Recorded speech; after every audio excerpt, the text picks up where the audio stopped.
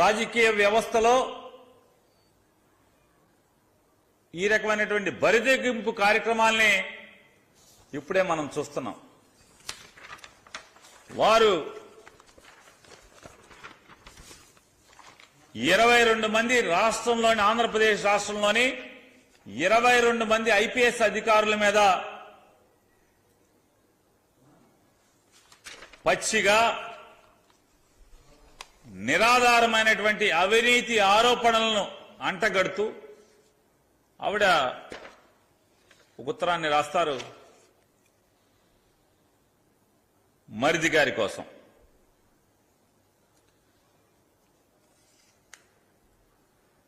ఈ చంద్రబాబు నాయుడు గారు వదిన గారు తన మరిది చంద్రబాబు నాయుడు కోసం ఆంధ్రప్రదేశ్ భారతీయ జనతా పార్టీని బాబు జనతా పార్టీగా మార్చేసినటువంటి వైనాన్ని మనందరం కూడా చూస్తున్నాం మన కళ్ళతో. ఈ పురంధేశ్వరైనటువంటి చంద్రబాబు నాయుడు వదిన గారు నాడు ఎన్టీ రామారావు గారిని కుట్రతో కూలదోయటానికి తండ్రి ముందు సెకండ్గా నాడు చంద్రబాబు నాయుడికి ఈ వదినమ్మ ఉపయోగపడితే నేడు పెత్తందారుల పక్షాన మరిది చంద్రబాబు నాయుడు గారి కోసం ఈ వదిన మరొకసారి ఇంత అంటే ఏది రాయొచ్చు ఏది రాయకూడదు, ఇది తప్ప ఒప్ప, ఇది విచక్షణ, ఇది సంస్కారమా అనేటువంటి అన్ని కూడా మర్చిపోయి మరొకసారి పేదల పక్షపాతి జగన్మోహన్ రెడ్డి గారి మీద యుద్ధంలో కూడా మళ్లీ సెకండ్ అవతారం అనేటువంటి వైనాన్ని వాళ్ళ మనం చూస్తున్నాం. ఈ వదిన గారు ఎప్పుడు కూడా చంద్రబాబుని కాపాడటానికి మాత్రం ముందుంటుంది ఆవిడ. ఎప్పుడు కూడా నిరంతరం రామోజీరావు చట్ట వ్యతిరేక ఆర్థిక లావాదేవీలపై చర్యలు చేపట్టినటువంటి అధికారుల మీద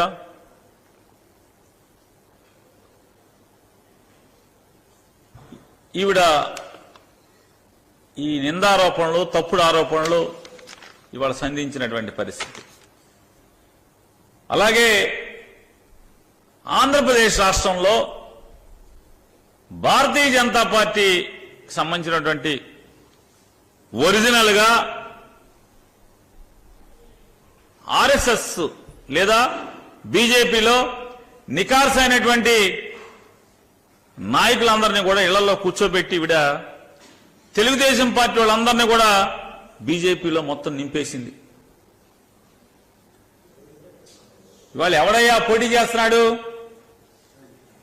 1980వ సంవత్సరంలో భారతీయ జనతా పార్టీ ఉద్భవిస్తే ఇది 2024 అంటే ఈ 44 ఏళ్లు భారతీయ జనతా పార్టీ జెండా మోస్తున్నాడు లేదా రాష్ట్రీయ స్వయం సేవక్ సంఘ సభ్యుడిగా ప్రారంభమై ఆర్ఎస్ఎస్ నుంచి భారతీయ జనతా పార్టీలోకి వచ్చి భారతీయ జనతా పార్టీ జెండా మోస్తున్నటువంటి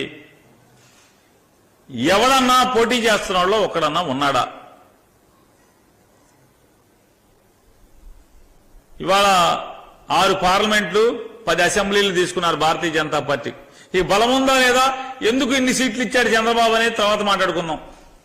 మీకు నాకు తెలుసా కిటికీ ఏంటనేది. భారతీయ జనతా పార్టీకి ఇన్ని సీట్లు అంటే 24% బలం ఉన్నటువంటి కాపుల సంఖ్య ఉన్నటువంటి కాపులందరికీ నేనే తురుపు ముక్కనని చెప్పేటువంటి పవన్ కళ్యాణ్ గారి పార్టీకి ఎన్ని టికెట్లు? 2 పార్లమెంట్లు.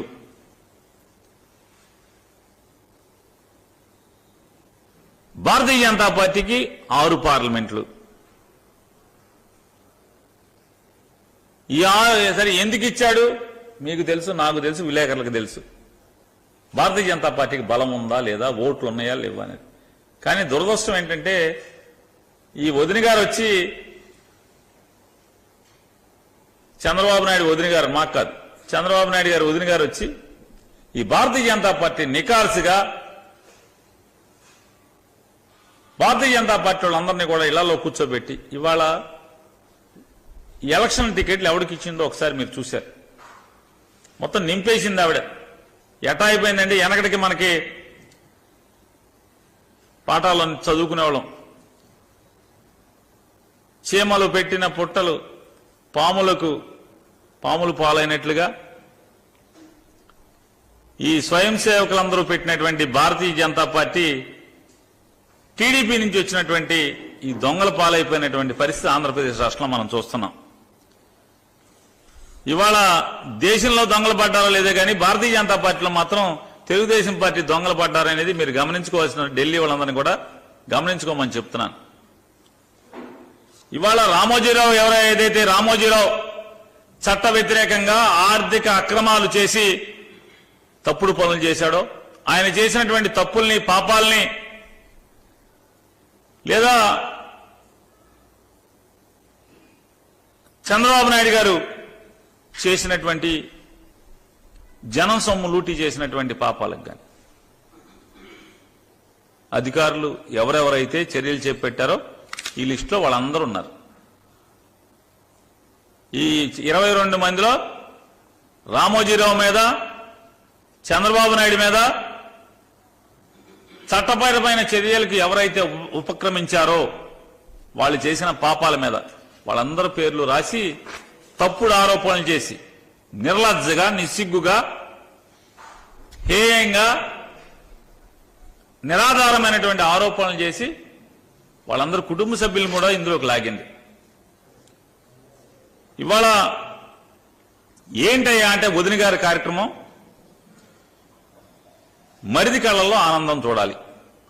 మరిది కళ్ళల్లో ఆనందం కోసమే బరితెగించి పోలీసు ఉన్నతాధికారులు 22 మంది మీద ఈ రకమైనటువంటి తప్పుడు ఫిర్యాదు. ఇది బరితెగింపు కాక ఏమంటారు? వదిన గారి బరితెగింపు కాక ఏమంటారు దీన్ని? ఈ పురంధరేశ్వరి గారు ఎలా ఉందంటే ఆవిడ తంతు భారతీయ జనతా పార్టీ అధ్యక్షురాలు కాదు, రెండావుల దూడగా ఉంది ఆవిడ తంతంతా కూడా. రెండావుల దూడ అంటే ఏంటి? ఆవు దగ్గరికి వెళ్ళి పాలు తాగేస్తుంది, ఈ ఆవు దగ్గరికి వెళ్ళి పాలు తాగేస్తుంది ఆవు దూడ. ఆ తంతు, ఆ మోడల్లో ఈవిడ తెలుగుదేశం పార్టీకి